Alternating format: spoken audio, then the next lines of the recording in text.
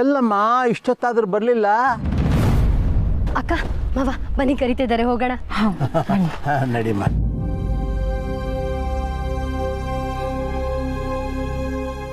ಇವರೇ ನಾನು ಹೇಳಿದ್ನಲ್ಲ ದೈವಾಂಶ ಸಂಭೂತರಂತ, ಇವರೇ ಅದು.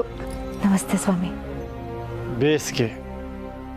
ಬೇಸಿಗೆಗೆ ಒಂದು ಬಿಸ್ನೆಸ್, ಆ ಬಿಸ್ನೆಸ್ಸಿನ ಲಾಭಕ್ಕೊಂದು ಬೇಡಿಕೆ ಅಲ್ವಾ?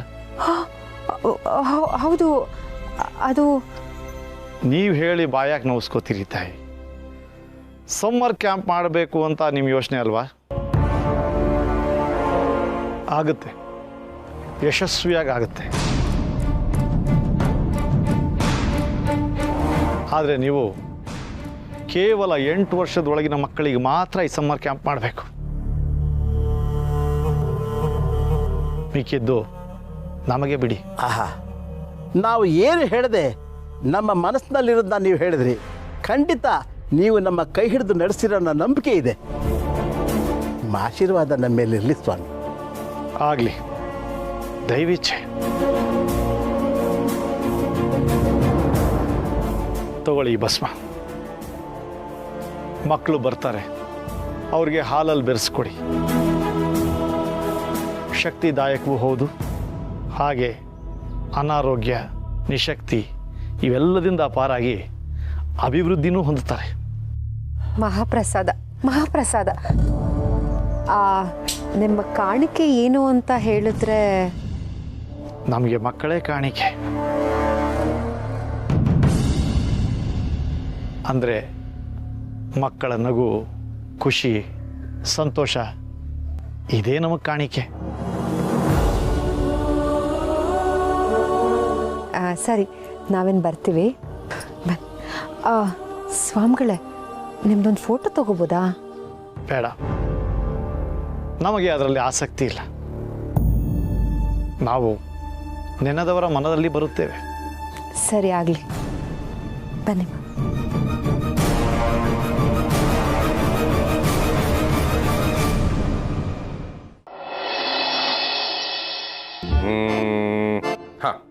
ಈಗ ಫಸ್ಟು ಫೀಸ್ ಎಷ್ಟು ಅಂತ ಫಿಕ್ಸ್ ಮಾಡೋಣ.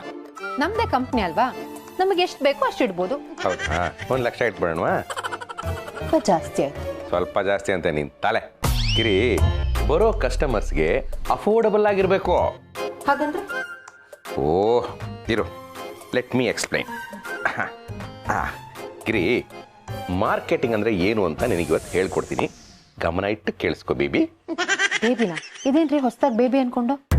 ಸಮ್ಮರ್ ಕ್ಯಾಂಪಿಗೆ ಬರೋರೆಲ್ಲ ಬರೀ ಬೇಬೀಸ್ ಅಲ್ವಾ, ಅವ್ರನ್ನ ಬೇಬಿ ಬೇಬಿ ಅಂತ ಕರಿಬೇಕಲ್ಲ, ಅದಕ್ಕೆ ಈಗಲಿಂದ ಅಭ್ಯಾಸ ಮಾಡ್ಕೊಳ್ತಾ ಇದ್ದೀನಿ. ಬೇಬಿ ಚೆನ್ನಾಗಿಲ್ಲ, ನೀವು ನನ್ನ ಪ್ರೀತಿಯಿಂದ ಗಿರಿ ಅಂತ ಕರೀರಿ. ಪ್ರೀತಿ ಜಾಸ್ತಿ ಆಗೇ ಗಿರಿ ಬೇಬಿ ಅಂತ ಇರೋದು. ಅಯ್ಯೋ ಬೇಡಪ್ಪ, ನಂಗೆ ಯಾರೋ ಫಾರಿನರ್ ಕರೆದಂಗಿರತ್ತೆ. ನೀವು ನಂಗೆ ಗಿರಿ ಅನ್ನಿ ಸಾಕು.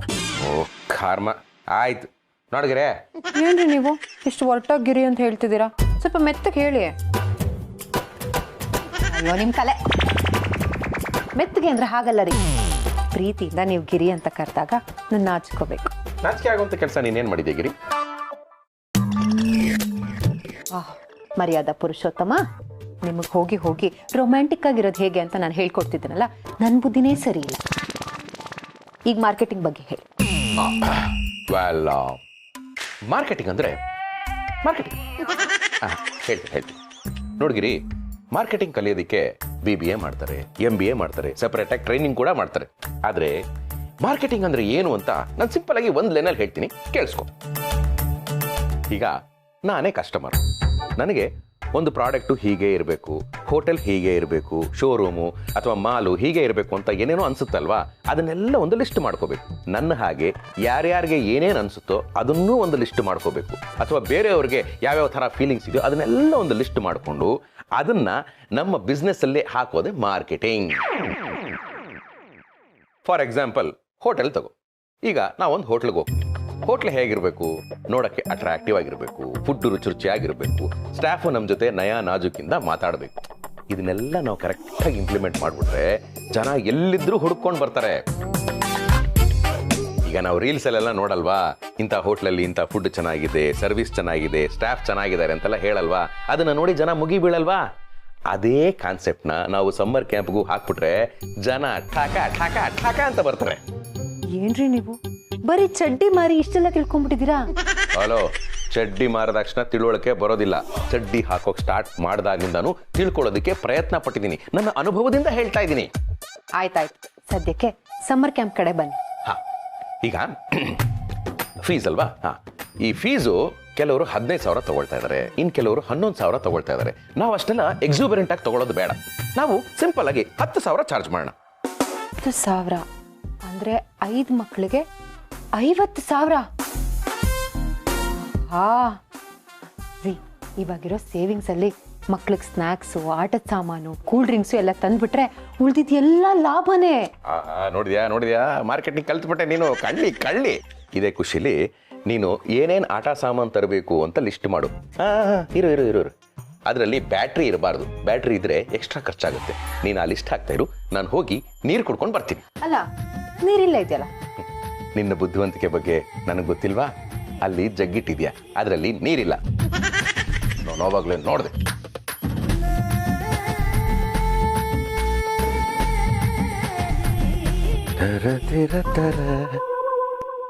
ಓ, ಸದ್ಯ ಈ ಜಗಲಾದ್ರೂ ನೀರಿಟ್ಟಿದ್ದಾಳೆ. ಈಗ ನೀರು ಕುಡಿದೇ ಇದ್ರೂ ತೊಂದರೆ ಇಲ್ಲ ಶಿವಪ್ರಸಾದ್.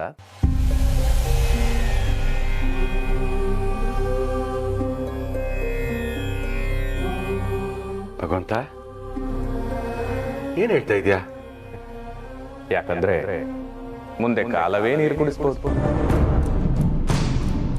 ಹಾ ಭಗವಂತ, ಒಂದೇ ಲೈನಲ್ಲಿ ಡಿಟೋನೇಟರು ಹಾಕ್ತೆ, ಬಾಂಬ್ ಹಾಕ್ತಾ ಇದೆಯಲ್ಲ, ಕಾಲನೇ ನೀರು ಕುಡಿಸುತ್ತಾ? ಹಾಗಂದ್ರೆ ಗುರು ಪಾಠ ಹೇಳಿ ಸುಸ್ತಾದಾಗ ನೀರು ಕುಡಿ. ಅದೇ ಕಾಲ ಎಂಬ ಗುರುವಿನಿಂದ ನೀವು ಪಾಠ ಕಲಿತು ಸುಸ್ತಾದಾಗ ಕಾಲನೇ ನೀರು ಕುಡಿಸುತ್ತೆ. ಇದೇ ಇದರ ಅರ್ಥ. ಅಂದ್ರೆ ನಾನೀಗ ಯಾವ ಪಾಠ ಕಲಿಯಕ್ಕೆ ಸಿದ್ಧ ಆಗ್ಬೇಕು? ಹೊಸದಾಗಿ ಏನಾದ್ರೂ ಪಾಠ ಕಲಿಸ್ಬೇಕು ಅಂತ ಯೋಜನೆ ಹಾಕೊಂಡಿದ್ಯಾ ಭಗವಂತ? ಹಾಗೇನಾದ್ರೂ ಇದ್ರೆ ಮೊದಲೇ ಹೇಳ್ಬಿಡು, ಸ್ವಲ್ಪ ಅಲರ್ಟ್ ಆಗಿರ್ತೀನಿ. ಯಾಕೆಂದ್ರೆ ನಾವೀಗ ಮಕ್ಕಳಿಗೆ ಹೊಸ ಹೊಸ ಪಾಠ ಕಲಿಸ್ಕೊಡ್ಬೇಕು ಅಂತ ಸಮ್ಮರ್ ಕ್ಯಾಂಪ್ ಓಪನ್ ಮಾಡ್ತಾ ಇದೀವಿ. ಏನು ತೊಂದರೆ ಆಗಲ್ಲ ತಾನೆ? ಅದನ್ನ ಹೇಳೋ ಶಕ್ತಿ ನನಗಿಲ್ಲ ಶಿವಪ್ರಸಾದ್. ಈ ದೇವರು ಮತ್ತೆ ಹೆಂಡತಿ ಒಂದೇ ಥರ. ಯಾಕಾಗಿ ಹೇಳ್ತೀಯ? ಕೇಳಬೇಕಾದ್ರೆ ಹೆಂಡತಿ ಆಗ್ಲಿ ದೇವರಾಗ್ಲಿ ಯಾವತ್ತು ಯಾವ ಕ್ಷಣದಲ್ಲಿ ಏನ್ ಹೇಳಿದ್ವಿ ಅನ್ನೋದು ಚೆನ್ನಾಗಿ ನೆನಪಿರುತ್ತೆ. ಆದ್ರೆ ಹೇಳೋದು ಮಾತ್ರ ನನಗೇನೋ ಗೊತ್ತಿಲ್ಲ ಅಂತ. ಯಾಕೆ ಭಗವಂತ ಹೀಗೆ? ನೀನು ಕೂಡ ನನ್ನ ಹಾಗೆ ಗಂಡ್ ಮನ್ಸಿರೋನಲ್ವಾ? ಗಂಡಸರ ಮೇಲೆ ಸ್ವಲ್ಪ ಕರುಣೆ ತೋರಿಸ್ಬಾರ್ದಾ? ನನಗೆ ಆಕಾರನೇ ಇಲ್ಲ ಅಂದ್ಮೇಲೆ ಗಂಡು ಹೆಣ್ಣಿನ ವ್ಯತ್ಯಾಸ ಎಲ್ಲಿದೆ? ಭಗವಂತ, ಕೊಂಕಣ ಸುತ್ತಿ ಮೈಲಾರಕ್ಕೆ ಬಂದ್ರು ಓಕೆ, ಆದ್ರೆ ನೀನು ಮೈಲಾರದಲ್ಲಿ ಸುತ್ಸಿ ಕೊಂಕಣ ರೈಲ್ವೆನೇ ಹತ್ತಿಸ್ಬಿಡ್ತೀಯ ಅಲ್ಲ ಭಗವಂತ. ಏನಾದ್ರೂ ತೊಂದರೆ ಆಗುತ್ತೆ ಅಂದ್ರೆ ಮೊದಲೇ ಹೇಳ್ಬಿಡು, ನಾನು ಅಂತ ಕೆಲ್ಸಕ್ಕೆ ಕೈಯೇ ಹಾಕಲ್ಲ. ಅದ್ಬಿಟ್ಟು ಯಾಕೆ ಸುಮ್ಮನೆ ಹೀಗೆ ಎದುರಿಸ್ತೀಯಾ? ಹೆದರಿಸಿ ಬೆದರಿಸೋ ಕೆಲಸ ನಂದಲ್ಲ ಶಿವಪ್ರಸಾದ್. ಆದ್ರೆ ಎಚ್ಚರಿಸೋ ಕೆಲಸ ಮಾತ್ರ ನಂದು. ಅದರಲ್ಲೂ ಎಚ್ಚರವನ್ನು ಹೇಗೆ ಸ್ವೀಕಾರ ಮಾಡಬೇಕು ಅನ್ನೋ ನಿರ್ಧಾರ ನಿಮ್ಮ ಅಂತರಾತ್ಮಕ್ಕೆ ಬಿಟ್ಟಿತ್ತು. ಅಯ್ಯೋ ಭಗವಂತ, ನನ್ನ ಅಂತರಾತ್ಮದಲ್ಲಿರೋದು ನೀನೇ ಅಲ್ವಾ? ಅದೇನಾಗುತ್ತೆ ಅಂತ ಡೈರೆಕ್ಟ್ ಆಗಿ ಹೇಳ್ಬಾರ್ದಾ? ಇಲ್ಲ ಪ್ರಾಬ್ಲಮ್ ಆಗುತ್ತೆ ಅಥವಾ ಆಗಲ್ಲ ಅಂತ? ನೋಡು ಭಗವಂತ, ಒಂದು ಹೊಸ ಕೆಲಸಕ್ಕೆ ಕೈ ಹಾಕ್ತಾ ಇದ್ದೀವಿ. ಯಾರು ಗುರುಗಳು ತುಂಬಾ ಒಳ್ಳೇದಾಗತ್ತೆ ಅಂತ ಹೇಳಿದಾರಂತೆ. ಅದನ್ನೇ ನಂಬ್ಕೊಂಡು ನಾನು ಗಿರಿ ಏನೇನೋ ವ್ಯವಸ್ಥೆ ಮಾಡ್ಕೋತಾ ಇದ್ದೀವಿ. ಕಷ್ಟಪಟ್ಟು ಉಳಿಸಿರೋ 10,000 ರೂಪಾಯಿನ ಬಂಡವಾಳ ಹಾಕಿ ದೊಡ್ಡದಾಗಿ ದುಡಿಯೋ ಪ್ಲಾನ್ ಮಾಡ್ತಾ ಇದ್ದೀವಿ. ಏನು ಆಗದಿರೋ ಹಾಗೆ ನೋಡ್ಕೊ ಶಿವಪ್ರಸಾದ್. ಉಳಿತಾಯ ಮಾಡ್ಕೊಂಡಿರೋ ಹಣನ ಹಾಗೇ ಇಟ್ಕೊಂಡು ಅದಕ್ಕೆ ಇನ್ನಷ್ಟು ಸೇರಿಸ್ತಾ ಹೋದ್ರೆ ಉಳಿತಾಯ ಹೆಚ್ಚಾಗುತ್ತೆ. ಹನಿ ಹನಿ ಕೂಡಿದರೆ ಹಳ್ಳ ಅನ್ನೋ ಮಾತು ಕೇಳಿಲ್ವ ಶಿವಪ್ರಸಾದ್? ನಾನ್ ಚಿಕ್ಕ ವಯಸ್ಸಲ್ಲಿದ್ದಾಗೆ ಕೇಳಿದ್ದೆ, ಹನಿ ಹನಿಗೂಡಿದ್ರೆ ಹಳ್ಳ ಅಂತ. ಆದ್ರೆ ನೀನ್ ಹೇಳೋ ತರ ಒಂದೊಂದೇ ಹನಿ ಸೇರಿಸ್ತಾ ಹೋದ್ರೆ ನನಗೆ ವಯಸ್ಸಾಗೋಗಿರುತ್ತೆ. ಭಗವಂತ, ಈಗ ಕಾಲ ತುಂಬಾ ಮುಂದುವರೆದ್ಬಿಟ್ಟಿದೆ. ಮುಂಚೆ ಆನ್ಲೈನಲ್ಲಿ ಬುಕ್ ಮಾಡಿದ್ರೆ 2 to 3 days ತಗೊಳ್ಳೋದು. ಆದ್ರೆ ಈಗ 20 minutes ಡೆಲಿವರಿ, 10 minutes ಡೆಲಿವರಿ ಅಂತ ಬೋರ್ಡ್ ಹಾಕೊಂಡಿರ್ತಾರೆ. ಯಾಕೆ ಹೇಳ? ನಮ್ಮ ಜನಗಳಿಗೆ ಟೈಮೇ ಇಲ್ಲ, ಕಾಯೋದಕ್ಕೆ ಪೇಷನ್ಸು ಇಲ್ಲ. ಎಲ್ಲ ಠಕ ಠಕ ಅಂತ ಆಗ್ಬಿಡ್ಬೇಕು. ಆ ಜನಗಳ ಮಧ್ಯೆ ನಾನು ಇದೀನಲ್ವಾ, ನನಗೂ ಅಷ್ಟೇ ಠಕ ಠಕ ಅಂತ ಬೆಳಿಬೇಕು ಅಂತ ಆಸೆ. ಅದಕ್ಕೆ ಈ ಸಮ್ಮರ್ ಕ್ಯಾಂಪ್ ಯೋಜನೆ. ಬೇಕಿದ್ರೆ ಗಣೇಶ ಸುಬ್ರಹ್ಮಣ್ಯನೂ ಕೂಡ ನಮ್ಮ ಶಿವಕೃಪಾ ಸಮ್ಮರ್ ಕ್ಯಾಂಪ್ಗೆ ಸೇರಿಸು.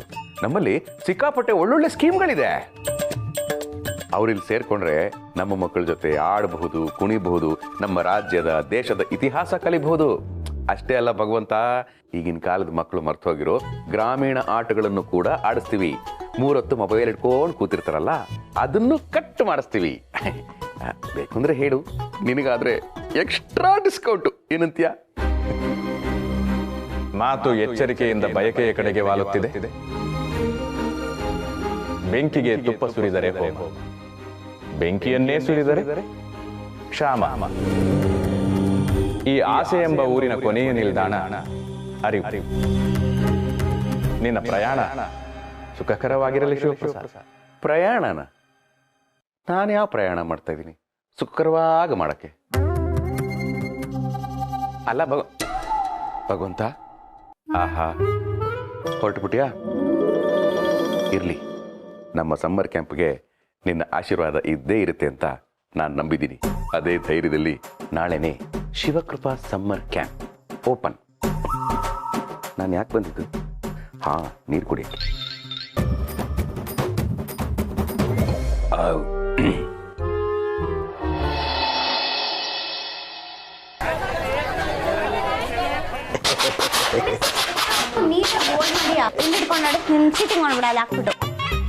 ಕಾಶೆ, ನೀನು ಇಷ್ಟು ಚೆನ್ನಾಗಿ ರೈಲ್ ಬಿಡ್ತೀಯ ಅಂತ ನಂಗೆ ಗೊತ್ತಿರ್ಲಿಲ್ಲಪ್ಪ. ಮಕ್ಕಳ ರಾಜ್ಯ, ಪ್ರೇಮದ ರಾಜ್ಯ, ಸೌಖ್ಯವ ತುಂಬಿದ ರಾಮ ರಾಜ್ಯ. ಮಕ್ಕಳ ರಾಜ್ಯ, ಪ್ರೇಮದ ರಾಜ್ಯ, ಸೌಖ್ಯವ ತುಂಬಿದ ರಾಮ ರಾಜ್ಯ.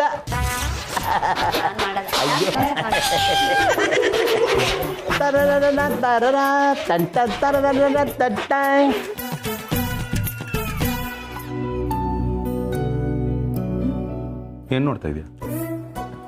ನೋಡ್ರಿ ಅಲ್ಲಿ, ಇದು ನಮ್ಮನೆನಾ ಅಂತ ಅನಿಸ್ತಾ ಇದೆ ನನಗೆ. ಲೋನ್ ತಗೊಂಡು ಕೊಂಡ್ಕೊಂಡಿರೋ ಮನೆ ಇದು, ನಮ್ಮನೇನ ಅಂತ ಕೇಳ್ತೀಯಲ್ಲ? ನಾನು ಹಾಗಲ್ಲ ಹೇಳಿದ್ದು. ಮಕ್ಳು ಈ ಥರ ಆಟ ಆಡ್ತಾ ಇದ್ದಾರೆ, ಈ ಮನೆ ಕಳ್ಕಳಿ ಆಗಿದೆ. ಇದು ನೋಡಿದ್ರೆ ಇದು ನಿಜವಾಗ್ಲೂ ನಮ್ಮನೆನಾ ಅಂತ ಅನಿಸ್ತಾ ಇದೆ ಅಂತ ಹೇಳಿದ್ದು. ಯಾಕೆ, ನಿಮಗೆ ಖುಷಿ ಆಗ್ತಾ ಇಲ್ವಾ? ಏನು ಹಿಂಗೆ ಕೇಳ್ತೀಯ? ಮಕ್ಕಳನ್ನ ನೋಡಿದ್ರೆ ಯಾರಿಗೆ ತಾನೇ ಖುಷಿ ಆಗಲ್ಲ? ಅದರಲ್ಲೂ ಹಬ್ಬದ ವಾತಾವರಣನೇ ಸೃಷ್ಟಿಯಾಗಿದೆ. ನನಗೂ ಮಕ್ಕಳನ್ನ ನೋಡಿದ್ರೆ ತುಂಬ ಇಷ್ಟ. ನೀನೇ ಆರ್ತಿಗೊಂದು ಕೀರ್ತಿಗೊಂದು ಅಂತ ಸ್ಟಾಪ್ ಮಾಡಿಬಿಟ್ಟೆ. ನೀನೇನಾದರೂ ಎಸ್ ಅಂದಿದ್ರೆ son of Sathyamurthy, doctor of Gurumurthy, et cetera et cetera ಎಲ್ಲರೂ ಕಿಡ್ಸ್ ಆಫ್ ಗಿರಿಜಾ ಶಿವಪ್ರಸಾದ್ ಆಗ್ಬಿಟ್ಟಿರೋರು. ಮುಚ್ಚೆ ಬಾಯಿ. ಗಂಡ ಆಗಿರ್ಲಿಲ್ಲ ಅಂದಿದ್ರೆ ಹೀಗೆ ಹೇಳ್ತಾ ಇದ್ದೆ. ಇರೋ 2 ಮಕ್ಕಳನ್ನ ಸಾಕೋ ಅಷ್ಟರಲ್ಲಿ ಜೀವ ಅಡುಗೆ ಮನೆಯಿಂದ ಹಾಲಿಗೆ, ಹಾಲಿಂದ ಹಿತ್ಲಿಗೆ ಹೋಗಿ ಬರ್ತಾ ಇದೆ. ಇನ್ನು ಮನೆ ತುಂಬ ಮಕ್ಕಳಿರ್ಬೇಕಿತ್ತಂತೆ. ಇರೇ, ಇತ್ತೀಚೆಗೆ ತುಂಬ ಮಾತಾಡೋದು ಕಲ್ತಿದ್ಯಾ. ಅಂದರೆ ಮಾತು ಕಲ್ತ್ರೆ ಗಿಣಿ ಚಂದ, ಮಾತಾಡಿದ್ರೆ ಗಿರಿ ಚಂದ ಅಲ್ವಾ ನನ್ನ ಅರಗಿಣಿ? ನನಗೆ ಕೋಪ ಬಂದಾಗ ಹೇಗೆ ಮಾತಾಡಬೇಕು ಅಂತ ಚೆನ್ನಾಗಿ ಕಲ್ತ್ಕೊಂಡ್ಬಿಟ್ಟಿದ್ದೀರಿ. ಅಷ್ಟಿಲ್ಲದೆ ಹೇಳ್ತಾರ ಮಕ್ಕಳಿರಲ್ಲವ ಮನೆ ತುಂಬ ಅಂತ. ಆಹಾ, ನೋಡು ನೋಡು, ಮಕ್ಕಳೆಲ್ಲ ಎಷ್ಟು ಖುಷಿಯಾಗಿದ್ದಾರೆ. ಅವ್ರ ಜೊತೆ ನಮ್ಮನೆಯವರು ಮಕ್ಕಳಾಗ್ಬಿಟ್ಟಿದ್ದಾರೆ. ಅವ್ರ ಖುಷಿ ನೋಡೋದೇ ಒಂಥರ ಖುಷಿ. ಬರೀ ಇವರಷ್ಟೇ ಖುಷಿಯಾಗಿದ್ರೆ ಸಾಲದು ರೀ.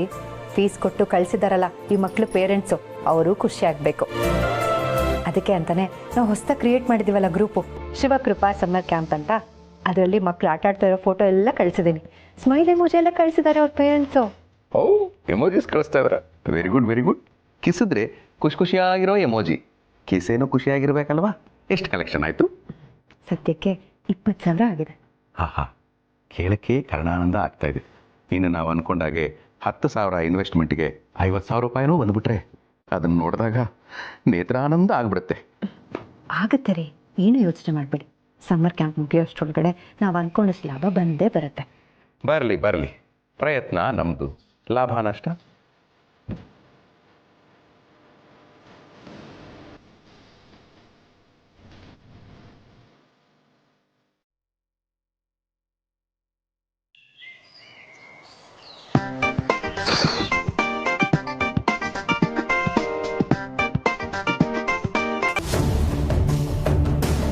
ಯಾಕೋ ಅವಾಗಿಂದ ಕಾಲ್ ಮಾಡಿ ಮಾಡಿ ತಲೆ ತಿಂತಾ ಇದೆಯಾ? ಸದ್ಯಕ್ಕೆ ಫೋನ್ ರಿಂಗ್ ಕೇಳಿಸ್ಕೊಳಕ್ಕೆ ಇಲ್ಲಿ ಯಾರೂ ಇರಲಿಲ್ಲ. ನಾನು ಸೈಲೆಂಟ್ ಮೋಡಲ್ಲಿ ಇರೋದು ಮರ್ತು ಬಿಟ್ಟಿದ್ದೆ. ಮಾಲ್ ಕಳ್ಸೋದ್ರ ಬಗ್ಗೆ ಏನು ಯೋಚನೆ ಮಾಡಿದೆ? ನಿನಗೆ ಗೊತ್ತು ತಾನೆ, ಈ ಮಾಲ್ಗೆ ಹೊರಗಡೆ ಇಷ್ಟೊಂದು ಡಿಮ್ಯಾಂಡ್ ಇದೆ. ನೀನು ನಂಬ್ಕೊಂಡು ಇನ್ನೊಂದು ಪ್ರಾಜೆಕ್ಟ್ ತಗೊಂಡಿದ್ದೀನಿ. ಮಾಲ್ ಇಲ್ಲ ಅಂತಂದ್ರೆ ಇವಾಗ ನಾನು ಅವರಿಗೆಲ್ಲ ಏನು ಉತ್ತರ ಕೊಡ್ಲಿ? ಸ್ವಲ್ಪ ತಡ್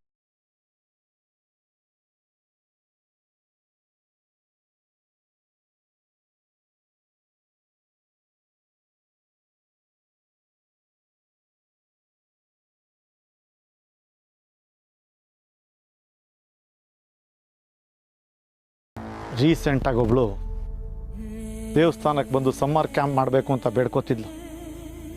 ಅವಳು ಗೊತ್ತಾಗ್ದಂಗೆ ಅದು ಕೇಳಿಸ್ಕೊಂಡು ನಿನ್ನ ಮನಸ್ಸಲ್ಲಿ ಇದೇ ಆಸೆ ಇದೆ ಅಂತ ಹೇಳಿ ಅವಳಿಗೆ ನಂಬಿಸಿ ಅವಳ ಫ್ಯಾಮ್ಲಿನೂ ಇಲ್ಲಿ ಕರೆಸ್ದೆ. ಅವ್ರ ಫ್ಯಾಮ್ಲಿಯವ್ರಿಗೂ ನನ್ನ ಮೇಲೆ ನಂಬಿಕೆ ಬರೋ ಹಾಗೆ ಮಾಡಿ ಕೇವಲ 8 ವರ್ಷದ ಒಳಗಿರೋ ಮಕ್ಕಳಿಗೆ ಮಾತ್ರ ಸಮ್ಮರ್ ಕ್ಯಾಂಪ್ ಮಾಡಿ ಅಂತ ಹೇಳಿ ನನ್ನ ಹತ್ರ ಇರೋ ಡ್ರಗ್ಸನ್ನು ಕೊಟ್ಟು ಕಳಿಸಿದ್ದೀನಿ. ಅದನ್ನು ಅವ್ರ ಹಾಲಿಗೆ ಮಿಕ್ಸ್ ಮಾಡಿ ಮಕ್ಳಿಗೆ ಕುಡಿಸಿದ್ರೆ ಸಾಕು. ಮಿಕ್ಕಿದ್ದೆಲ್ಲ ನಾವೇನು ಅಂದ್ಕೊಂಡಿದ್ದೀವೋ ಹಾಗೆ ಆಗುತ್ತೆ. ಆಮೇಲೆ ಆ ಮಕ್ಕಳನ್ನ ನಿನಗೆ ಪಾರ್ಸಲ್ ಮಾಡ್ತೀನಿ. ಯಾವ ಪಾರ್ಟ್ಸ್ ಬೇಕೋ ಅವೆಲ್ಲ ನಿಂದೆ. ನನಗೆ ಬರಬೇಕಾಗಿರೋದು ಬಂದರೆ ಸಾಕು. ಓಕೆ?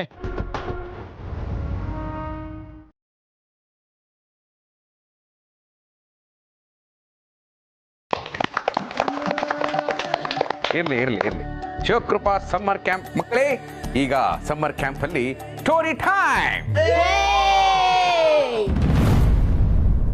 ಅಪ್ಪ ಭಗವಂತ, ಹೇಗೋ ಇದ್ದವ್ರನ್ನ ನೀವು ಹೀಗೆ ಇರಬೇಕು ಅಂತ ಮಾಡಿ ಈ ಬಾಡಿಗೆ ಮನೆನೇ ಸ್ವಂತ ಮಾಡ್ಕೊಳ್ಳೋ ಶಕ್ತಿ ಕೊಟ್ಟು ಈ ಸಮಾಜದಲ್ಲಿ ತಲೆ ಎತ್ಕೊಂಡು ಬದುಕೋ ಹಾಗೆ ಮಾಡಿದ್ಯಾ. ಮನುಷ್ಯ ಅಂದಮೇಲೆ ಆಸೆ ಇದ್ದೇ ಇರುತ್ತೆ ಅಲ್ವಾ? ಆ ಆಸೆಗೆ ತಕ್ಕ ಹಾಗೆ ನಾವು ಬೆಳಿಬೇಕು, ನಮ್ಮ ಸಂಸಾರ ಏಳ್ಗೆ ಆಗಬೇಕು ಅಂತ ನಾನು 100 ದಾರಿಗಳನ್ನ ಹುಡುಕ್ತಾ ಇರ್ತೀನಿ. ಅದರಲ್ಲಿ ಈ ಸಮ್ಮರ್ ಕ್ಯಾಂಪು ಒಂದು. ಹೇಗೋ ನಿನ್ನ ಆಶೀರ್ವಾದದಿಂದ ಮಕ್ಕಳು ಬಂದು ಸೇರ್ಕೊಂಡಿದ್ದಾರೆ.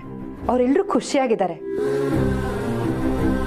ದೊಡ್ಡವ್ರ ಮಾತು ಬೇರೆ, ಆದರೆ ಮಕ್ಕಳ ವಿಷಯದಲ್ಲಿ ತುಂಬ ಕಾಳಜಿ ವಹಿಸ್ಬೇಕು. ಯಜಮಾನ್ರೆ, ನೀವು ಕತೆ ಶುರು ಕಣಿ. ಅಷ್ಟರಲ್ಲಿ ನಾವು ಮಕ್ಕಳಿಗೆಲ್ಲ ಹಾಲು ತಗೋಬರ್ತ ಸರಿ.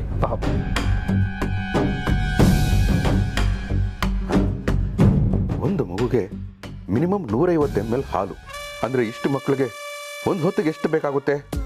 ಓಹೋ, ನಮ್ಮ ಮಕ್ಕಳನ್ನು ಸೇರಿಸಿ ಮಿನಿಮಮ್ 1/4 ಲೀಟರ್ ಬೇಕು. ಅಂದ್ರೆ 60 ರೂಪಾಯಿ. 3 ಹೊತ್ತು ಹಾಲಂದ್ರೆ 6 3 18 180 ರೂಪಾಯಿ. ಹಾಲಿಗೆ ಇಷ್ಟು ಹೋದ್ರೆ ಮಿಕ್ಕಿದ್ದಕ್ಕೆಲ್ಲ ಎಷ್ಟು ಖರ್ಚಾಗ್ಬೇಡ. ಇರ್ಲಿ 50,000 ರೂಪಾಯಿ ಬರ್ತಾ ಇರುವಾಗ ಇದನ್ನೆಲ್ಲ ಲೆಕ್ಕ ಹಾಕಬಾರ್ದು ಶಿವಪ್ರಸಾದ್.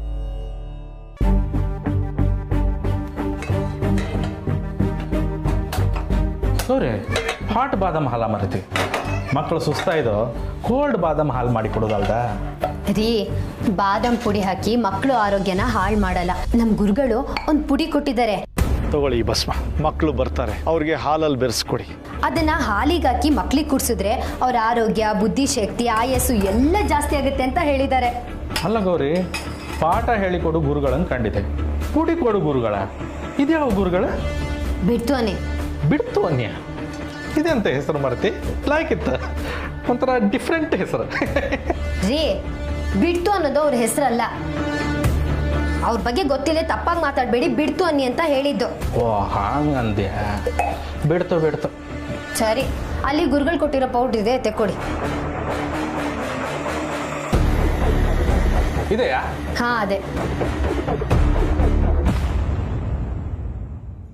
ಈ ಸಮ್ಮರ್ ಕ್ಯಾಂಪ್ ಶುರು ಮಾಡಿದಾಗ್ಲಿಂದ ಮನಸ್ಸಿಗೆ ನೆಮ್ಮದಿ ಸಿಗ್ತಿದೆ. ಮನೆ ತುಂಬ ಮಕ್ಕಳು ಓಡಾಡಿಕೊಂಡು ಮಾತಾಡಿಕೊಂಡು ಹಾಯಾಗಿದ್ದಾರೆ. ಹಣದ ಜೊತೆ ಖುಷಿನೂ ಸಿಗ್ತಿದೆ. ಇದೆಂತ ಬರುತ್ತೆ? ಕೊಕೆ ನಮ್ಮನೆ ಇತ್ತು. ಕೊಡ್ರಿ ಇಲ್ಲಿ. ಗುರುಗಳ ಬಗ್ಗೆ ತಪ್ಪಾಗಿ ಮಾತಾಡ್ದಲ್ದೆ ಅವ್ರು ಕೊಟ್ಟಿರೋ ಪುಡಿ ಬಗ್ಗೆನೇ ತಪ್ಪಾಗಿ ಮಾತಾಡ್ತಿದ್ದೀರಲ್ಲ. ಸಿಂಕಲ್ಲಿ 1 ಸ್ಪೂನ್ ಇದೆ, ತೊಳೆದ್ಕೊಡಿ. ನಾನಾ? ಮನೇಲಿ ಪಾತ್ರೆ ತೊಳಿತೀರಾ? 1 ಸ್ಪೂನ್ ತೊಳೆದ್ರೆ ಏನೂ ಆಗಲ್ಲ, ತೊಳ್ಕೊಡಿ. ಆಯ್ತು.